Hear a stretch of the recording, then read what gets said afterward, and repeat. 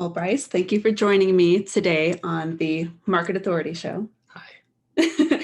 So I get to talk to a lot of exciting guests, but none as special as you. You are my husband, for those of you who don't know. So Bryce and I got into the business back in 2014, 2015, and we like to call ourselves a small but mighty team. And because it is on the day that we're recording this, our anniversary, I thought it would be fun to coerce you into joining me for a quick chat so that we can kind of talk about it. Hi. I get asked all the time on Instagram and like just from other people who know our story, just kind of, what it's like working with your spouse. I know that we had another video on the YouTube channel where we kind of talked about this, but it's almost 7 years in. So I guess we could start with kind of how we got into the business together and where we're at now. Is that cool? Yeah. Okay. And then I also have questions that people asked us on Instagram that we'll be answering as well. Okay. So our story starts back in 2014 when our real estate story starts back in 2014. Yes. So we met when we were working in finance, and I'm going to face this way just because the mic is over here. So if you guys are watching this, we're also recording this for YouTube. If I'm like looking in weird places, it's because we're trying to figure this out together. But we met in finance back in we started dating before we got into real estate, and we were working in corporate finance. Do you remember like the moment when you decided that real estate was the thing? Because you brought it up.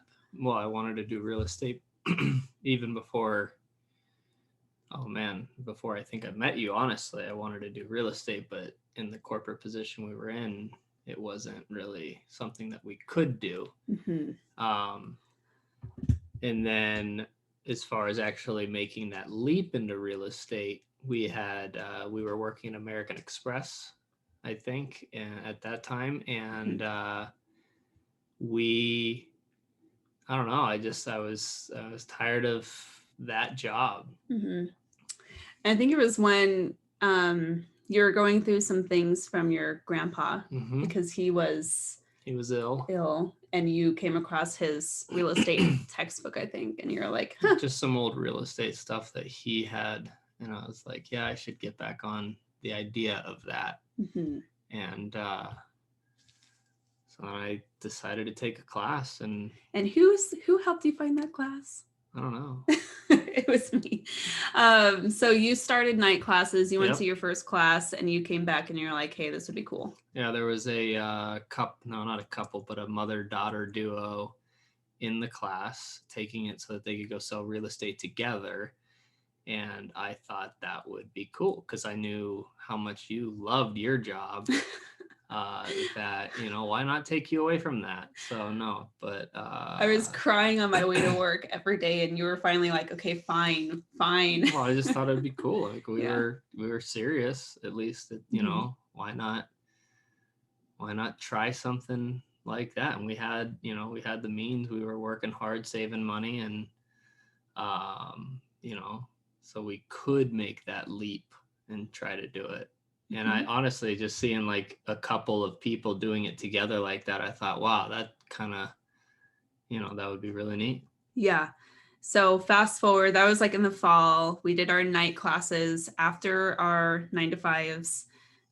It was looking back on this, it was 6 to 9 p.m. Those were really long days because we were working from like 7:30 until 5:30. Yeah, and then literally going straight to our classes until 9. Yep. It was a lot of work. It was fun though. And then we fast forward to the holiday season, we get our licenses, and January 1st, we hit the ground running, and we had both quit our jobs, which looking back is, I don't know, like looking back, it's kind of crazy. We had no experience in the industry. We had no connections, no database. We did not know what we were doing. What were we thinking? I don't know.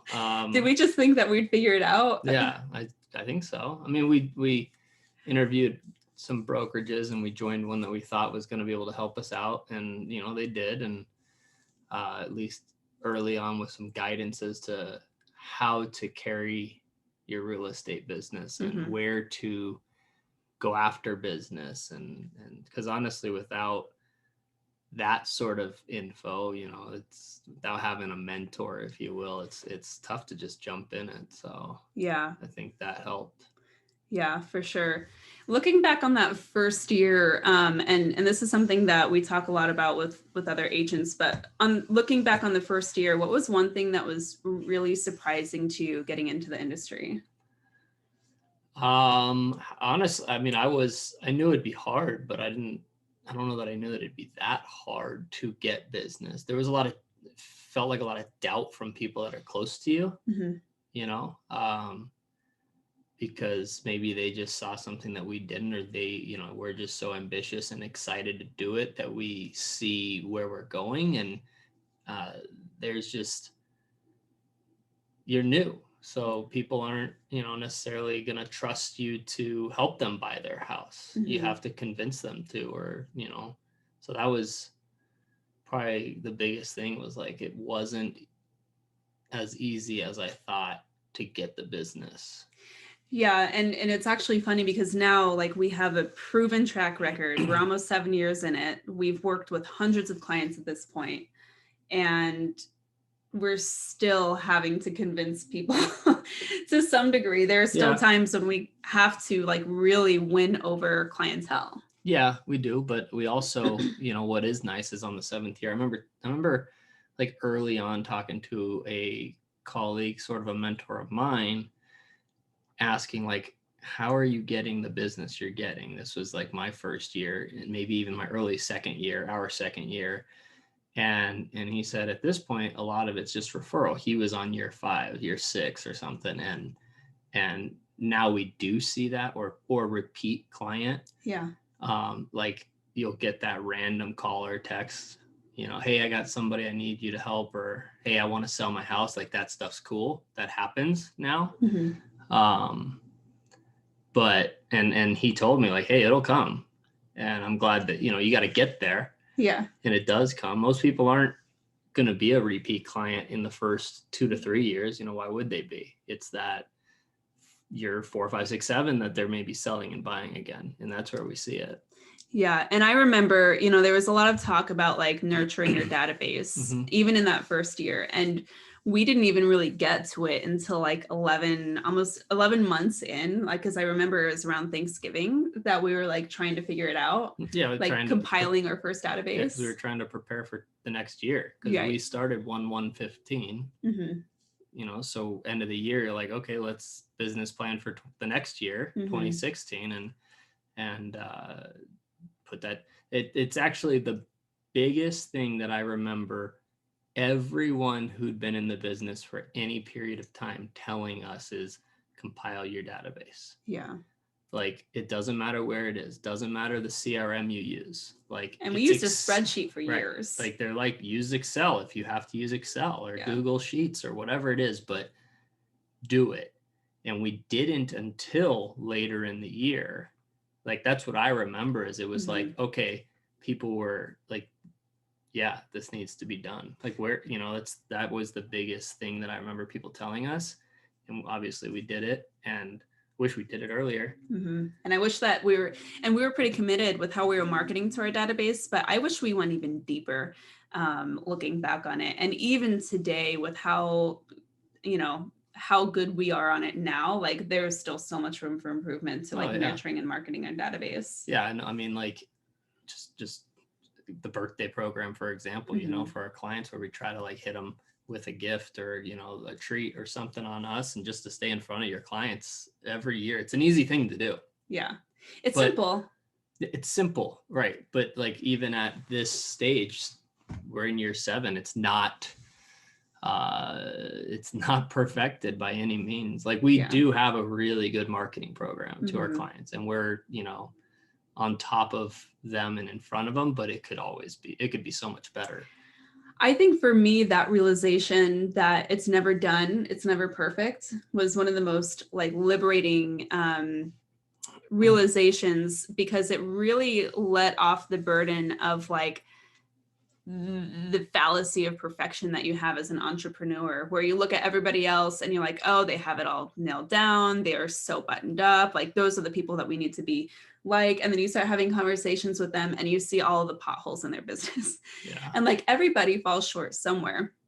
And so if you look at it as progress, not perfection, like, you allow yourself to constantly be working towards getting better instead of this fake idea of being perfect, which nobody can achieve and which feels really daunting and really like makes you second guess your abilities when you inevitably don't hit it. You know what I mean? Yeah. Would you agree? Yeah, I agree. So now 7 years in, how are you feeling with this life decision that we've made? And we're married now over the last couple of years. We have a baby at this point.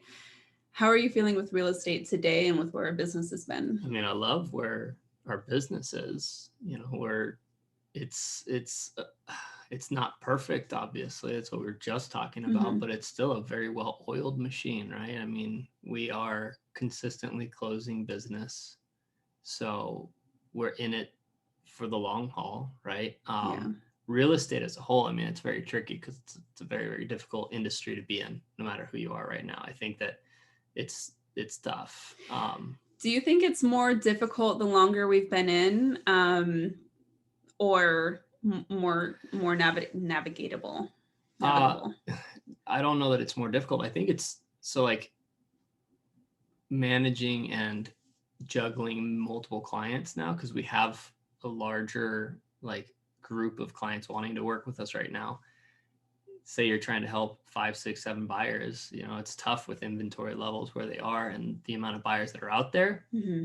But, I feel like I'd rather have that than maybe only have like one buyer that you're trying to work with. But like, if you are that agent that has one buyer that you're trying to work with, at least you can devote that much more time to that one buyer and give them your just top-notch service. So I think it's just being where we are.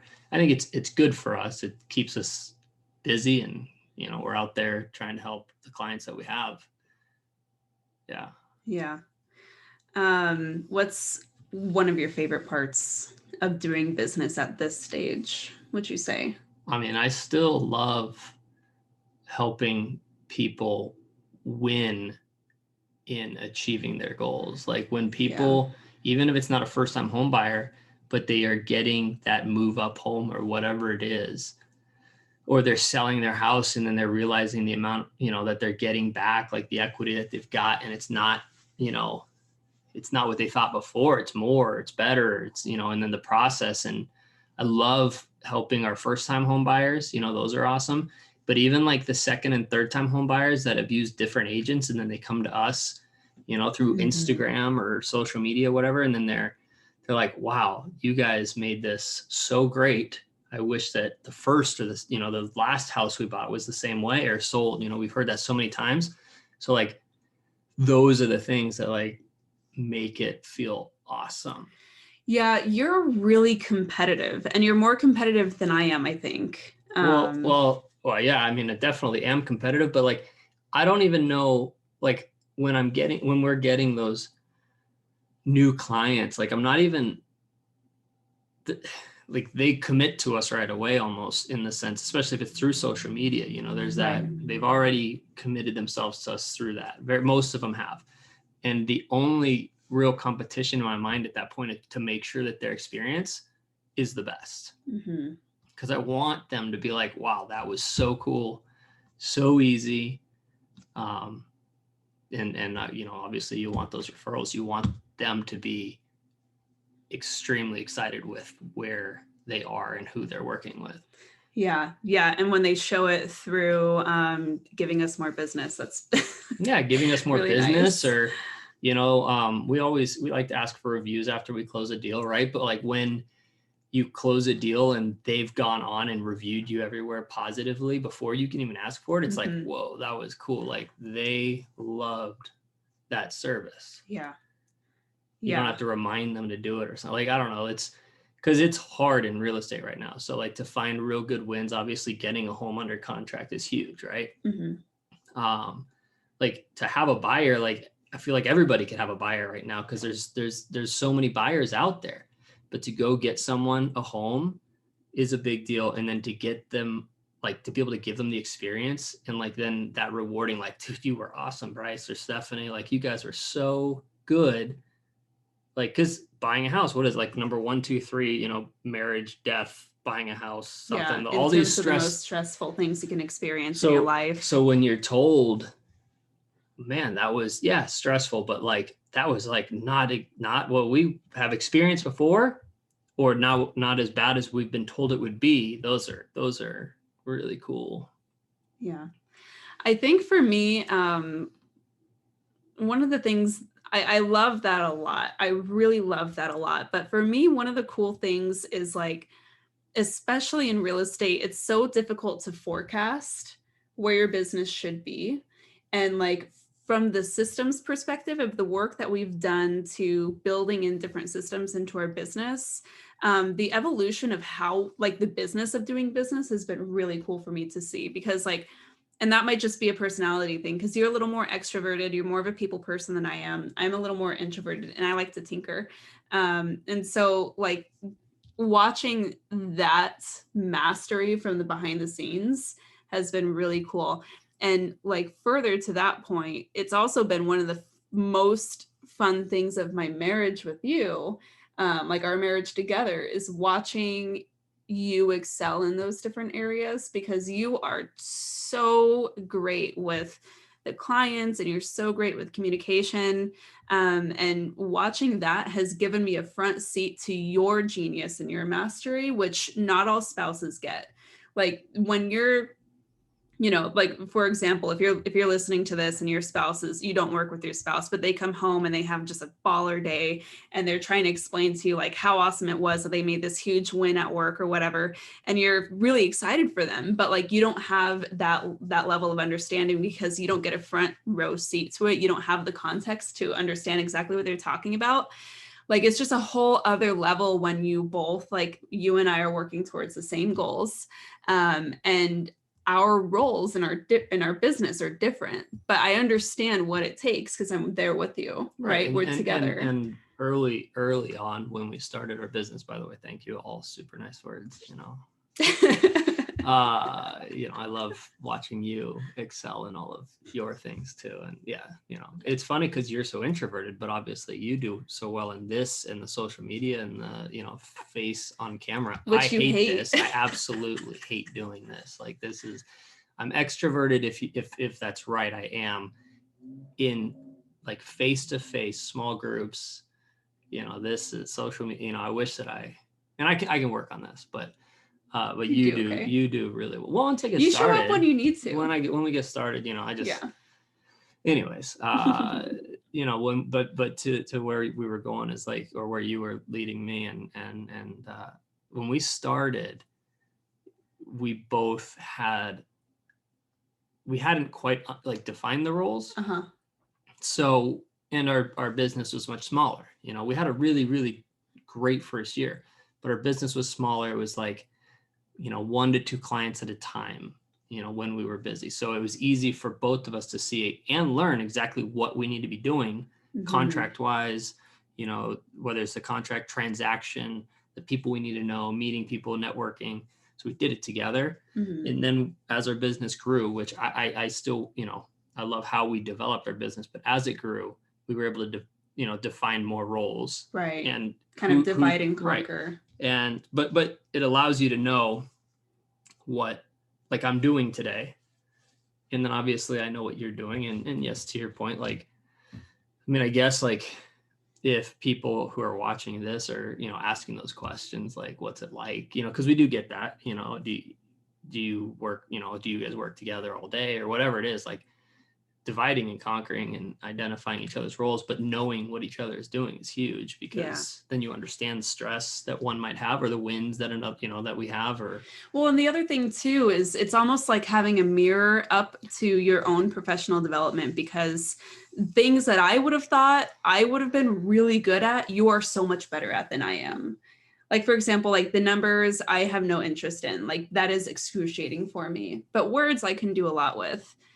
But what's hilarious about that is the way that you communicate with our clients is always unexpected to me and always so much better than I could have come up with. Like if we have a tricky situation that has to be navigated with a lot of like sensitivity, you always articulate things so much more beautifully than I could have in the heat of the moment. And getting into the business, I would have thought those roles would have been reversed. I probably would have said the same, since you like to write and read as much as you do. But I think that just to touch on it real fast, is I put myself in the position, or at least I try to, of the client. And like, if I was explaining it and reading it, like, what does this mean? And then if I need to elaborate more, than I do, so that it's clear. And I want us to run like a business, not like just some, not a hobby. I mean, and no offense to people that are doing this as whatever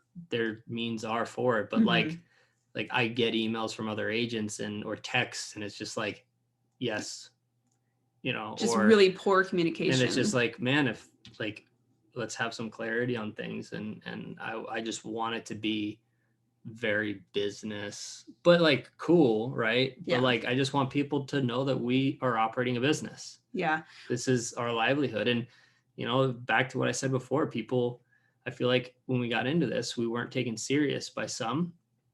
I mean, we were younger, we were both younger, and to me, I want to be taken serious. I want our business to be serious. I want people, especially like our friends and our sphere and family, to be like, oh, wow, that is a business. Like they run a business over there. Yeah. It's funny because even in the last 6 months, and not that we've ever like we've always felt like we had something to prove, but we have a lot of inner accountability. So like the opinions of others is not really going to make us change the way that we operate, but we do want that recognition. But and I'm not, even with what I was saying a second, I'm not like, right, I'm not trying to prove anyone like we're doing anything, but I want, someone who's in our life, our sphere, our friends, our family, to see that we're running a business, so that they know that they can refer someone to us. Like, obviously we're at year 7, and that, by the standards of NAR saying that we, odds are against you by year 2, right? Like, we've made it this far. So obviously we are running ourselves, our business. But like, when you show it to everybody else and they realize, oh yes, they are really operating, at a high level, then they should be referring to us. Yeah. And if they're not, and we're doing everything that we know is right, then that's not on us. We're running our business, and we are and should be taken serious. Yeah. Yeah. And I just like, I was thinking about this moment that I had with my mom last year, like 6-7 months ago. And at that point we had been in like 6 years in the business, proven track record. We've won like recognition in the industry. And like, I was having a conversation with my mom about business, and she had this moment where she was like, whoa, like you guys are really serious with this business 6 years into the business. And it's like, it takes so long to develop that recognition and awareness. And a lot of it is because people are busy living their own lives. Well, and I think, everybody knows so many real estate agents, or they know, not even know so many real estate agents, but they know so many people who have the real estate license. And like, anybody can get it. It's too easy. It's just the easiest thing you can do. Like, go get your real estate license. So, not that's, I guess to her defense in that sense is like, she knows so many people who might have their real estate license, and it's like, oh, okay, yeah, they have their license, but no, like, we run a business. And then, it shouldn't have taken 6 years for her to notice that. Well, and then we got the opportunity to help her buy a home at the end of last year, and it was a little after that started end of last year. She bought it this year, and she got to firsthand be the recipient of our business service, what we do, and that was cool because I worked so much with her. I think that she was. I hope she was impressed. I think that she was like, and it's not like, it was any different in terms of like what we're doing for her and other people. Like, it's, here's here's how we handle business. This is the process. And everybody gets it. So totally. Well, I think that's a good segue into some of these questions. So if you don't follow us at Bryce and Stefanie on Instagram, be sure to. But I checked in on the stories this morning and I said, hey, short notice, but this is what we're planning. We wanted to come on and do this podcast. What questions do you have for us? And some of these questions are a little bit around the same nature, but it looks like, do you two have defined roles when dealing with business? And we kind of touched on that earlier, but I think that that's a good place to start because we've got a couple of similar questions along those veins. So as we are today, where are our roles like as you see them? Well, we have very clear defined roles, I think. So like I'm helping most of our clients face to face, showing how, we got a 1-year-old sleeping in the other room, he needs, attention, so like one of us has to be here at all times, right? So I'm out showing houses, we do a lot of listing appointments together, but even now, like I handle a lot of those or Zoom, Yeah. I would say most of our consultations we try to do together and we try to do them virtually. Right, because we want everyone to know who we are. Like we are, you're working with both of us, even though that defined role of me being out there showing houses in front of them, a majority of the time, like it's not like you're not back here, doing follow up or, doc control or whatever it is for us. So yeah, we've got quite a few, especially with the marketing and the, those birthday items or whatever it is, it's a lot of stuff that you handle. Yeah. I would say client acquisition, client retention. So all of those marketing and like advertising aspects to the business. A lot of that, the majority of that is things that I operate, specifically when it comes to content creation, because we are a very social media heavy brand. We do create a lot of content. We have a YouTube channel. We have our Instagram. We have newsletters. I have 2 YouTube channels. There's a lot of content. So basically all of that is me with a lot of feedback from you. So it's not like we're not having conversations about it together. Yeah. But then when it comes to a lot of like the transactional related, so you're negotiating with cross agents, you writing are the offers, showing the houses, yeah, and then that's on the buy side, and then the list side, it's the same but the opposite, right? So it's still running the transaction, negotiating, and handling direct docs to our client and stuff like that. We used to have more help with that when we had a transaction manager, which we don't right now. But we'll get back to having that. She got out of the business, so but yeah, and it took us a while to develop that, and I think that just you step on each other's toes enough to where you're like, okay, this is where you're really good at and this is what you're really good at. And that was another question, is did your daily roles in the business naturally come, or did you all preset them? And that one was from Jennifer in Austin. And you can preset that. Yeah, but I think that they came, but it's not like we didn't have conversations about them. Right. Things were happening and one of us would take a heavier load with regards to it, like transaction, like, or, with the negotiation, and I just naturally took it. Yeah. And then we did have, conversations to discuss these things. And we had a lot of coaching too. Like we discussed these things with other mentors. There was a lot of trial and error.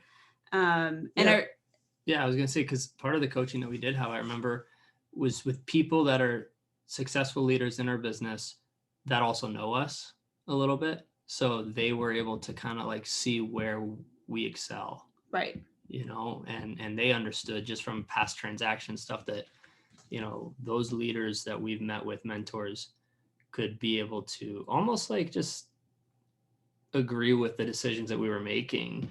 Affirm. Yeah. Thank you. And that is why a big reason why I began the Market Authority Academy, which is where I get to mentor other agents much in the way that we were mentored along the way and help guide them along those decisions too. So if you are in this situation where you're like, at this point, we need more defined systems, we need better operating procedures, like we need to begin working like a business and not just like a salesman chasing my tail, that is something that we might be able to work together in the Market Authority Academy. So if you're listening to this or watching it on YouTube, there are going to be links in the show notes where you can schedule a time, a totally free discovery call with me, where we'll just talk about where you are and where you want to be. And I'll share some of the strategies that have helped us really grow our business and our impact in our community too. So I just wanted to do a shameless plug on that as well. Yeah. So it's a really good program. No, I mean, it is, because it's how we built our business. Yeah. And it's everything I wish that we had when we started. I see all of the feedback that we get from, or that you get from a lot of your members. And it's like, it's obviously it's helping people's businesses across the country. It's crazy. Mm-hmm. So yeah, this morning we were speaking to an agent, and you were listening in on the conversation, but we were speaking one-on-one, and she's like, I just like, everybody needs this, and then everybody's businesses like mine will just quadruple in 90 days. And I'm like, I agree. Let's tell them all. Yeah, I mean, more people need to be joined. They just need guidance. They do, and they need. It's hard to say what they need, but like, you get. They win when they're in. Ooh, I like that tagline. They win when they're in. Well, I mean, they just, everyone who's in your program has shown success and talks about it. It's been a journey. I wish that we had these tools when we got in. We had to develop it. So I wish that we had it all, like, here you go. Yeah, and you and I had the benefit of having each other. But most agents get in solo, and it can be so isolating trying to figure this stuff out, which even you and I had. Like, we had that feeling of like, crap, what do we do? How are we going to do this? How do we overcome these obstacles? So, I mean, that was definitely one thing that I was really glad to always have you on. In the next question, this is a really good one. How do you handle work-related issues on which you disagree? We don't really disagree often because our values are super clear, and the things that are really important to us in our business, like, we are on the same page of 100%. I think that is absolutely necessary. Yeah, I mean, if we do disagree, we arm wrestle. No, I'm just kidding. But it's weird because you're right. We don't have too many disagreements when it comes to our business or any of it. But I think, I mean, honestly, we talk things out, you know, like, we figure it out, talk it out, have the conversation. And sometimes we actually, like, almost have to put it in the calendar, where we literally have to make time to have a delegated conversation on a topic when it's that important. Yeah. I mean, those just communicate, having I don't even know that that's necessarily like a strict business thing. Like, it's just, we're married. Yeah. And, you just talk, have a conversation, and having really open conversations. That's a skill that we've had to develop over the years too. Like, no one did me any favors in teaching me how to communicate. No one pulls you aside, like, in high school and says, like, this is how you communicate like an adult. Like, you kind of have to figure it out. There's a lot that, that's, we've definitely had to figure it out as we went. Another question that we got, let's see, Stephanie said, are there areas you're better at than others? Examples, marketing. I think that we kind of touched on that too. Yeah. You like numbers, negotiation. One thing that I've been thinking about a lot this year is how different our personalities are. And sometimes we can be like oil and water when specific things or specific characteristics are considered. For example, I am the peacemaker, and I just want to, I probably more accurately described as the avoidance tactic. Like, I don't even necessarily want to make peace. I want to avoid conflict. Whereas you are really strong, and you will look for compromise, and you will look to find peace in a more assertive way. Well, and that's not one of my skills whatsoever. A lot of real estate agents have ego. Yeah. And honestly, like, it's okay to have it to some extent, and I know I have it at times too. So I think that a big advantage here with me is having you to, like, ground it. Ooh. Because you're not up against, but you're in a transaction or negotiation with somebody, and then it just becomes like Emotions run hot. yeah, I mean, like, what's the point? We're trying to help our buyers and sellers, on both sides. Like, let's work together. Like, dude, I mean, you help me. I do know that. Keep that clean with our, counterpart agents and stuff like that.